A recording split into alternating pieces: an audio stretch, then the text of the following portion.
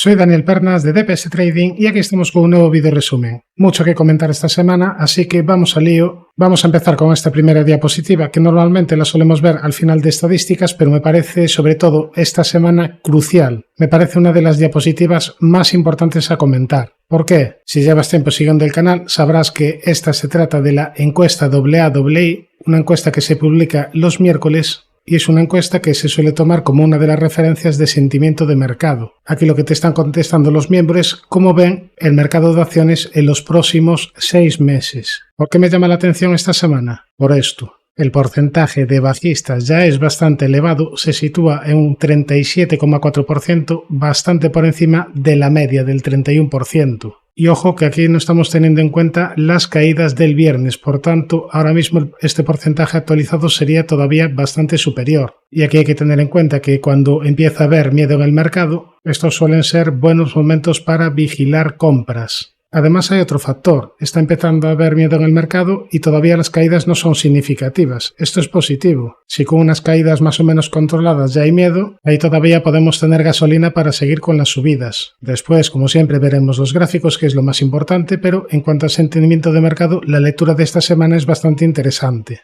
Ahora, otra diapositiva interesante compartida por Charlie Vilello sería la siguiente, y aquí lo que podemos ver es la rentabilidad de los bonos americanos a 10 años. Digo que es interesante porque si te fijas, desde septiembre del año pasado, a pesar de las bajadas de tipos de interés, en vez de bajar la rentabilidad de los bonos a 10 años, si te fijas, la rentabilidad está aumentando y bastante. De hecho, estamos en máximos de rentabilidad desde noviembre de 2023. ¿Y por qué esto es así? Bueno, últimamente han salido datos de empleo bastante positivos. La economía de Estados Unidos de momento se mantiene bastante sólida y en principio los inversores no se creen que la Fed pueda seguir con la bajada de tipos. De hecho, están temiendo que haya repuntes de inflación y por tanto por ese lado haya algún tipo de problema en el mercado. Ahora, ten en cuenta también lo que decíamos el año pasado. Si recuerdas a inicio del año, decíamos que los inversores estaban esperando, no me acuerdo exactamente, pero como 7 bajadas de tipos de interés. 7 o 8 bajadas, y al final las bajadas fueron bastante controladas, muy alejadas de las 7 o 8 bajadas que esperaban los inversores. Por tanto, no es un escenario que tenga que producirse, pero sería un riesgo latente que habría que ir controlando. Teniendo esto en cuenta, si nos vamos a la herramienta de CME Group, que otorga distintas probabilidades a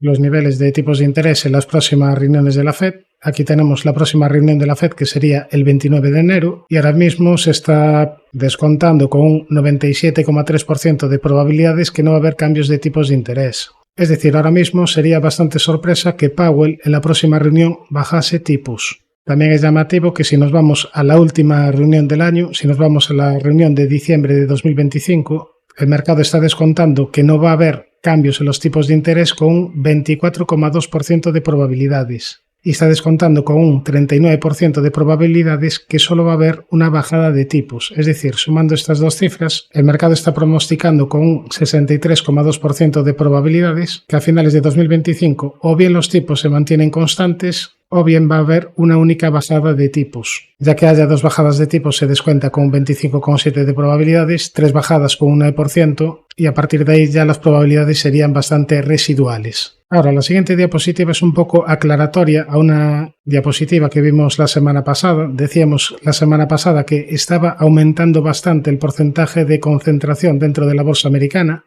Es decir, las 10 mayores compañías americanas cada vez capitalizan más en porcentaje dentro del índice, pero aquí creo necesario ponerlo todo esto un poquito en contexto. Es cierto lo que vimos la semana pasada, es verdad que cada vez capitalizan más, pero si lo comparamos con el resto del mundo, aquí tenemos los porcentajes de capitalización según los distintos países de las 10 mayores compañías en cada uno de ellos. De media, quitando Estados Unidos, las 10 mayores compañías capitalizan un 58,1%, Fíjate, por ejemplo, que en España sus 10 mayores compañías capitalizan ni más ni menos que el 75,2%, en Italia un 68,2%, en Suiza un 67,3%, en Alemania, por ejemplo, un 60,6%, en China un 58,9%, en Francia un 58,8%, en Reino Unido un 48,3% o en Canadá un 42,6%, por ejemplo. Es decir, economías bastante fuertes, quitando Estados Unidos, también tienen grandes concentraciones. Bien, ahora como todos sabéis, la bolsa americana en los últimos años lo ha hecho bastante mejor que el resto de bolsas mundiales. Pero esto tiene su razón de ser, los inversores no son tontos. Tenemos aquí la línea dibujada en color azul clarito, los beneficios en bolsa americana, y con línea color azul oscuro, color negro, los beneficios en el resto de bolsas del mundo quitando la americana. Si te fijas, desde 2010 los beneficios de las empresas americanas han ido como cohetes, sin embargo los beneficios del resto de compañías del mundo, si bien han crecido, obviamente lo ha hecho en menor magnitud. Esto en que se traduce en la siguiente diapositiva, en lo que venimos comentando. Con la línea dibujada en color negro tenemos el comportamiento relativo de la bolsa americana respecto al resto del mundo. Como venimos diciendo, en los últimos años la bolsa americana lo ha hecho bastante mejor que el resto. Como hemos visto, en los beneficios también. Con esta línea dibujada en color rojo tenemos los beneficios relativos de Estados Unidos respecto al resto del mundo, que también han tenido un muchísimo mejor comportamiento. Ahora, ¿cuál es aquí el kit de la cuestión? Que si bien los beneficios de las empresas americanas han tenido un mucho mejor comportamiento relativo, la revalorización de la bolsa americana ha ido todavía muchísimo por encima del comportamiento relativo de los beneficios, es decir,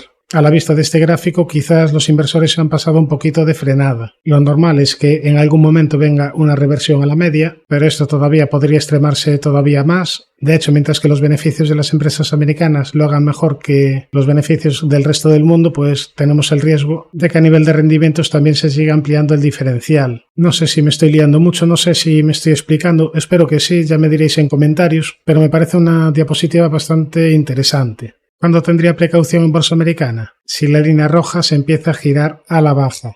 Es decir, si los beneficios de las empresas americanas empiezan a tener un peor comportamiento que los beneficios de las empresas que no son americanas. Bien, no insisto más en ello, vamos a la siguiente diapositiva. Esta es una estadística compartida en el Twitter Subutrade. Aquí lo que te dice es el comportamiento del S&P 500 después de una caída de al menos de un 1%, mientras los tipos de interés y el petróleo suben en un día de datos de empleo. Esto es lo que ha sucedido el viernes y como podemos apreciar, las veces anteriores que sucedió esto, los retornos en los siguientes días, la siguiente semana, no son en general demasiado positivos. A un día el porcentaje de positivos sería únicamente del 27%, con una media de rentabilidad del menos 0,30%. A 2 días el porcentaje de positivos sería el mismo, pero la media de rentabilidad bajaría al menos 0,45%. A 3 días el porcentaje de positivos subiría al 36%. Pero la media de rentabilidad bajaría de nuevo al menos 0,69%. A 4 días el porcentaje de positivo sería de nuevo de un 27%, con una media de rentabilidad del menos 0,88%. Y a una semana vista, el porcentaje de positivo sería del 36%, con una media de rentabilidad del menos 1,61%. Por tanto, un poco como resumen, a nivel de sentimiento de mercado empieza a haber ya cierto miedo. Es verdad que puede extremarse, sobre todo después de ver esta diapositiva, pero bajo mi punto de vista cada vez estaríamos más cerca de un rebote. No sé cuándo va a suceder, no soy Nostradamus, me gustaría pero no lo soy. Vamos a ver si los gráficos nos avisan de alguna estructura de vuelta. Así que vamos a dejar a los gráficos que nos iluminen. 2 segundos para el disclaimer y vamos al lío.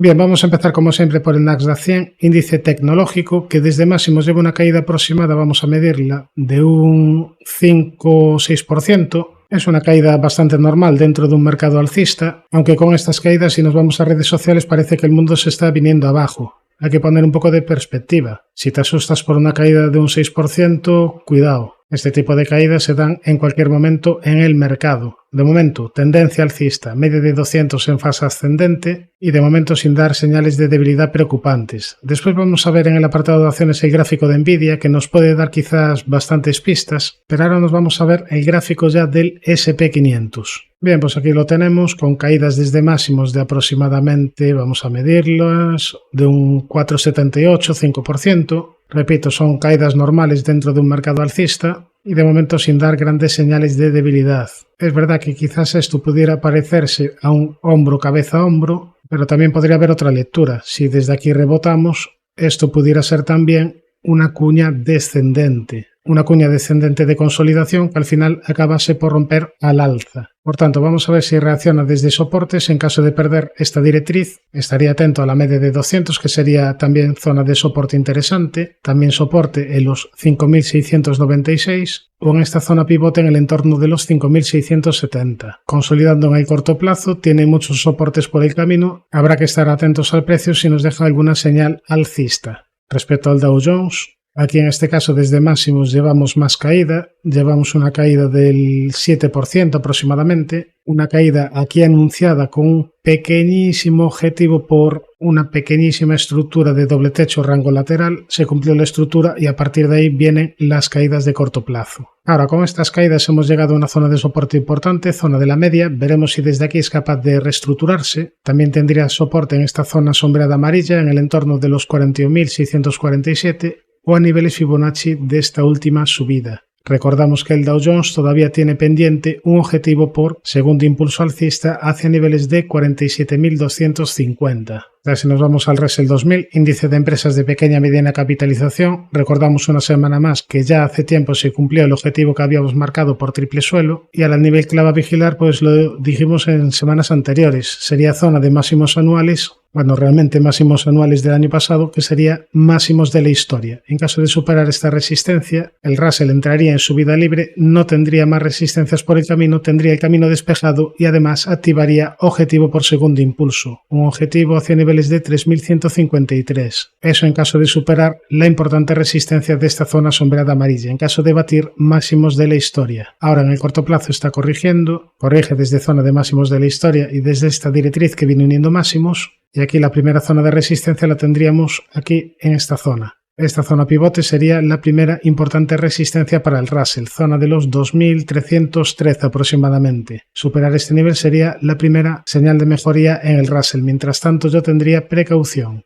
Respecto al SP600, otro índice de empresas de pequeña y mediana capitalización, aquí todavía tenemos dos objetivos pendientes. Objetivo por doble suelo hacia zona de 1572 y por otro lado, objetivo, aquí ya estaría activado, objetivo por segundo impulso hacia niveles de 1940 puntos. Este gráfico del SP600 es el que me lleva a ser positivo con el Russell y es que si el SP600 cumple sus objetivos, el Russell probablemente active ese segundo impulso alcista que acabamos de comentar porque se mueven de manera parecida. Ahora, aquí en el SP600 tenemos las probabilidades a favor, pero lo digo siempre, no hay certezas en bolsa. Es probable que se vaya a cumplir los objetivos el SP600, pero no todos los objetivos se cumplen. Esperemos que aquí sí, mientras sea capaz de respetar este soporte de los 1057, soporte de largo plazo, no verá deteriorado su aspecto técnico. Ahora, nos vamos ya para Europa, vamos a empezar por el DAX alemán, que continúa en tendencia alcista, mínimos y máximos crecientes, y aquí con un primer nivel de soporte importante en los 19.649. De momento no ha sido capaz de superar los máximos del año pasado, que serían máximos de la historia, aquí tendría resistencia en los 20.523 y cierta precaución si pierde los 19.649. No llega a ser doble techo porque este segundo máximo está por debajo del primero, pero si pierde este mínimo yo tendría precaución. Después ya soporte en la zona de la media y los 18.812. Eurostoxx. Bueno, aquí en Eurostoxx todavía tenemos pendiente el objetivo por segundo impulso de largo plazo hacia niveles de 5.300. En el corto plazo, si bien es cierto que superó los 5.007, parece que le está costando esta zona de los 5.036, aunque técnicamente ya estaría activado. Objetivo por pequeño segundo impulso hacia niveles de 5.115. Veremos si esta semana es capaz de superar los 5.036 para tener el camino despejado. Después también tendría resistencia en los 5.071 y en esta zona entre los 5.102 y 5.122. En cuanto a soportes tendríamos la zona de la media y de cortísimo plazo los 4.966, también soporte en los 4.803. IBEX, índice español. Bueno, IBEX que rebotó desde la zona de la media de 200 sesiones, aquí tiene zona de soporte y también zona de soporte importante en los 11.295. Precaución si pierde este nivel. Precaución si pierde los 11.295 porque ahí quizás pudiéramos ver más caídas. En cuanto a resistencias, tendríamos los máximos de esta semana y los 12.154. CAC, índice francés. Bueno, aquí en el medio y largo plazo todavía tiene pendiente objetivo por segundo impulso hacia zona de 9.250 aproximadamente y también objetivo por este rectángulo roto al alza hacia niveles de 9.760. Eso para medio y largo plazo. En el corto plazo hay que seguir teniendo precaución. La media sigue en fase descendente, la media sigue actuando de resistencia. Fíjate que desde aquí en la sesión del viernes de nuevo se ha venido abajo. Sería interesante superar los 7.521 y que la media se girase al alza. Precaución si pierde los 7.194 porque sería una nueva señal de debilidad de corto plazo. Nos vamos al índice italiano MIB. que después de estas subidas ha llegado a la primera zona de resistencia importante, zona de los 35.474. De momento no ha podido con ella. Y en cuanto a soportes, vigilaría la zona de la media, los 33.266 o los 32.709. Nikkei. Bueno, aquí en el Nikkei seguiría vigilando la estructura que comentamos la semana pasada. Esta estructura de rectángulo apuntaría más subidas en caso de superar la parte alta y apuntaría debilidad si pierde niveles de 37.712. Recordamos que tiene todavía pendiente objetivo por segundo impulso hacia niveles de 43.000 aproximadamente, pero ahora mismo la estructura que manda sería este rectángulo. Veremos por dónde rompe, si rompe por la zona alta, si supera los 40.400 aproximadamente, aumentaría las probabilidades de ver más subidas. Bien, hoy como novedad vamos a analizar el FTSE inglés porque me parece que está desarrollando una estructura bastante interesante. Aquí tenemos el gráfico, vamos a marcarla mejor aquí de esta forma porque creo que se puede apreciar mejor. Lo que está desarrollando en los últimos meses es una estructura de triángulo simétrico. Zona de resistencia, la parte alta, esta zona que viene uniendo máximos, esta directriz. Zona de soporte, esta otra directriz que viene uniendo mínimos. Repito, lleva ya varios meses consolidando y fuese capaz de superar la directriz que viene uniendo máximos, lo más probable sería ver un tramo interesante de subida. Bien, nos vamos al índice VIX, índice de volatilidad del SP500, donde hemos tenido repuntes de volatilidad esta semana, lo cual ha favorecido las caídas en bolsa. Y ahora como niveles a vigilar, vigilaría por un lado como posible zona de soporte esta directriz que viene uniendo mínimos, primera zona de resistencia los 20.25, la zona sombreada amarilla en el entorno de los 23.65 o ya los 28.69.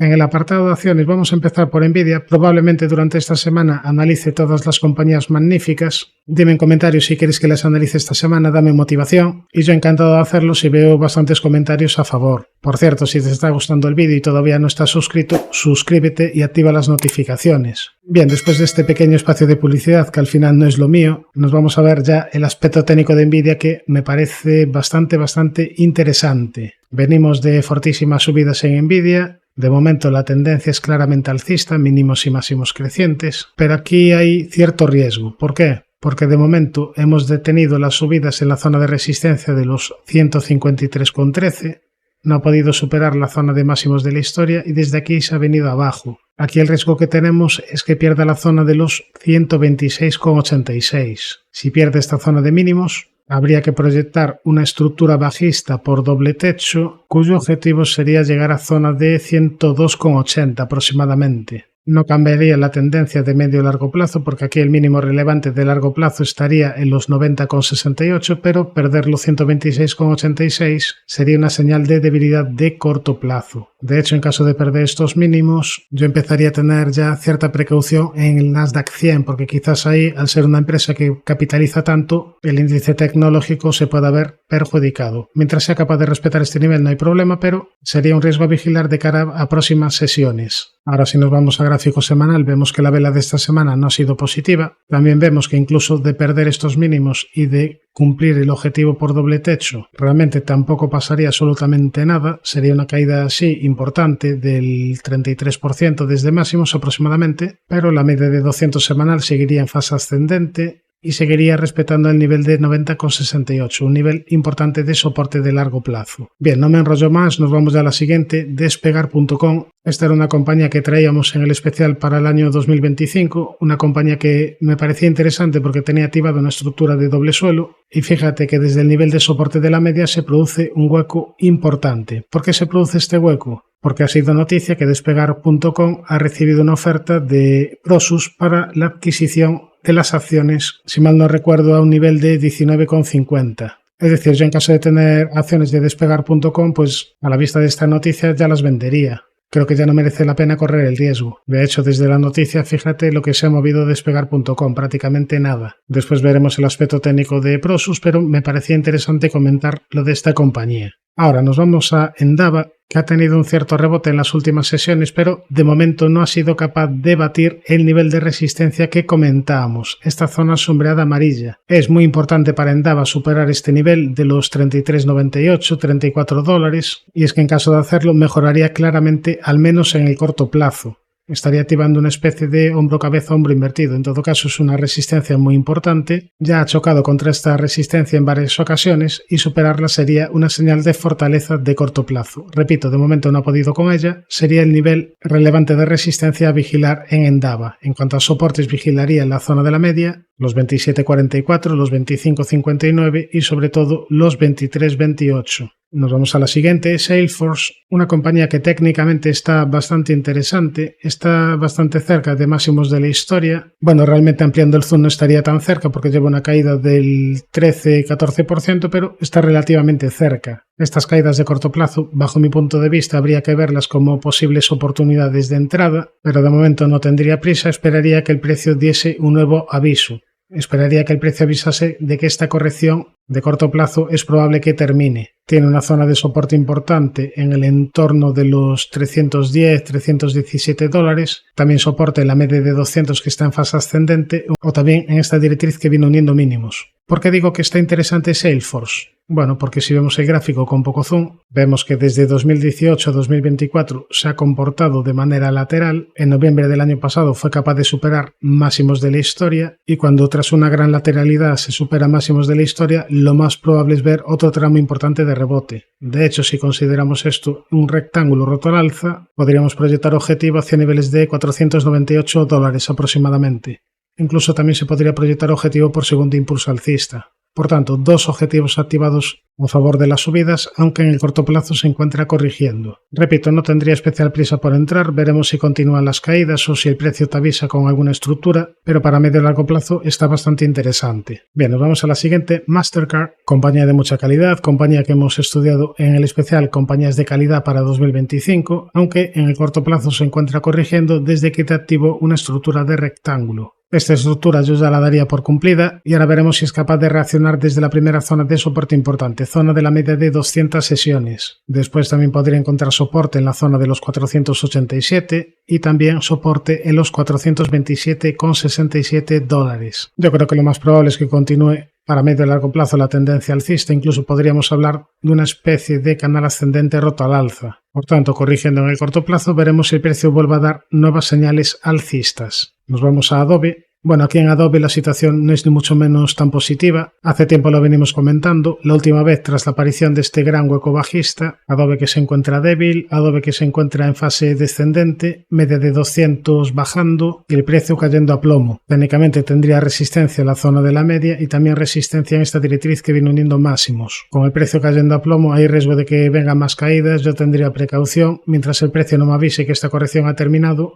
mientras no me forme alguna estructura alcista, yo me mantendría alejado de este valor. Además, si nos vamos a gráfico semanal, vemos que hemos perdido la zona de la media de 200 semanal, también se perdió esta directriz que venía uniendo mínimos, en fin, no está pasando por buen momento Adobe y como no hay necesidad de estar a la fuerza invertidos en una compañía determinada, yo me esperaría que el gráfico avisase de que esta corrección ha terminado. Mientras tanto, repito, al menos bajo mi sistema, al final tú tienes que tomar tus propias decisiones, pero al menos bajo mi sistema yo me mantendría fuera. Ahora, una compañía que es siempre interesante vigilar sería FICO, es decir, Fair Isaac, una compañía que ya analizamos en el especial oportunidades de calidad para 2025. Vamos a ver primero gráfico diario, pero una compañía que si recuerdas cuando estábamos por aquí decíamos que estaba una valoración bastante exigente y que estaba bastante lejos de soportes, pero que en caso de venir correcciones habría que vigilar. Después decíamos que había que tener precaución si perdía este mínimo porque activaba una estructura de techo y bueno, a partir de ahí perdió el mínimo, cumplió la estructura hacia niveles de 2078 y prosiguió con las caídas hasta llegar a una zona de soporte importante. Ya estamos en la zona de la media de 200 diaria. Aquí ya es una zona de soporte relativamente importante. Desde máximos llevamos una caída de un 19% aproximadamente, 19-20%, una caída ya relativamente importante, aunque si vemos el gráfico con poco zoom, ni siquiera hemos llegado al 38,2 Fibonacci de lo que ha subido previamente. Si nos vamos a gráfico semanal,